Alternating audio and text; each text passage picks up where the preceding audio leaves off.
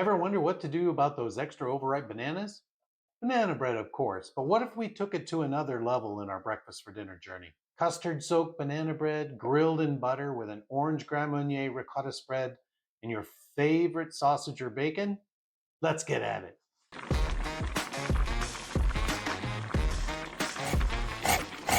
Let's start by mashing up 3 overripe bananas. I like to leave them somewhat chunky so pieces of banana can be seen in the bread, but that's up to you.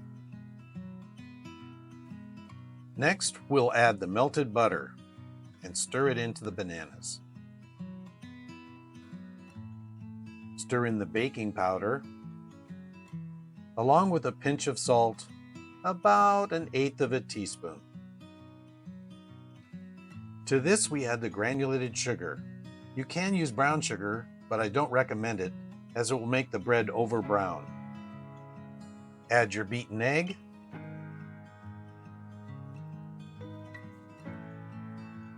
and then the vanilla. Now add all your all-purpose flour and stir in until all the dry flour is absorbed. Add in the optional pecan pieces. You can certainly leave this out if you prefer.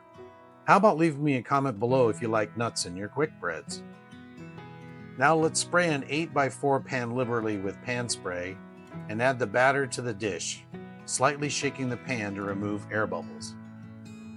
Put in a 350-degree Fahrenheit oven for 55 to 65 minutes until a toothpick inserted in the middle of the thickest part comes out clean. Perfect.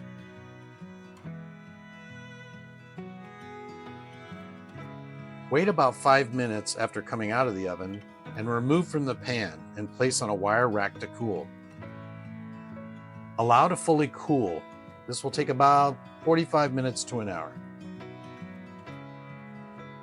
Now let's cut this bread into 1 by 1 inch sticks. It's pretty simple. We will cut the loaf down the middle, then cut each quarter in half, cut that quarter in half, and then each slice we will split horizontally in the middle, just like this. We are putting these on a wire rack to ideally allow them to dry out overnight. You can use them immediately, but they won't take the custard as much. Continue with the rest of the loaf until you have 16 sticks.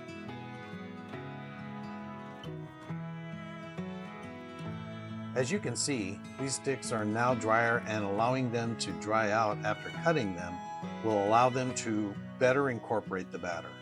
For the spread, we have our whole milk ricotta cheese.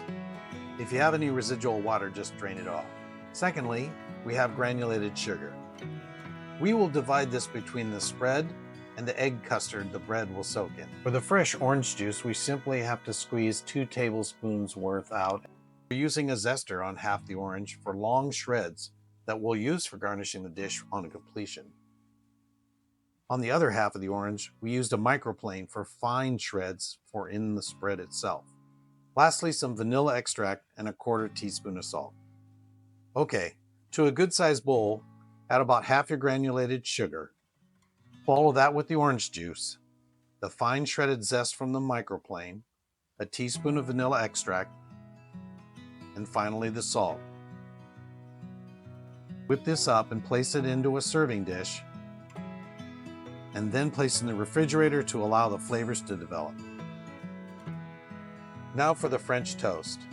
To a large shallow pan, and I'm using a 9x13 baking dish, add 4 eggs and beat with a fork until broken up. To those eggs, add the rest of the granulated sugar, the remaining teaspoon of vanilla extract, the Grand Marnier, and the milk. Here I'm using half and half, but you can also use whole milk. I don't suggest heavy cream nor lower fat milk, as it will change the flavor. Add the breadsticks to the pan, as many as that will fit, so the bread can absorb the batter. You will not be able to put all the sticks in at once, and so you will have to work in batches. While these are soaking, get a large griddle or pan preheated on medium heat. After about 3 or 4 minutes, turn the bread over to soak the opposite side of the bread. Now move your toast over close to the griddle to get ready to cook. Once the griddle is preheated, add some tablespoon chunks of cold butter onto the grill moving it around to cover and oil the griddle. Start adding your French toast sticks into the melted butter. Here's a chef tip. When bringing over the sticks, roll them one more time in the batter to capture as much as possible. Add other slices waiting to be soaked as room becomes available in the pan. Working in batches, continue to turn the sticks onto each side. We're looking for some golden brown color to allow the batter to fully cook. Once complete, transfer over to a warm plate. Finish the rest of the toast, stacking them attractively on a platter.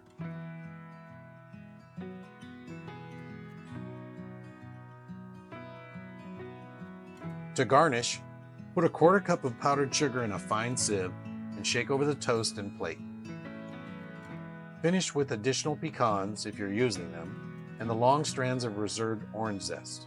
Who's ready to eat? We can serve these with warm maple syrup, but I found that just the orange ricotta spread is enough for me. Served with your favorite salty bacon or sausage link, your family will be in love. I need to keep my thumb out of the way from my mouth. Frosting my finger could be awful painful if I'm not careful.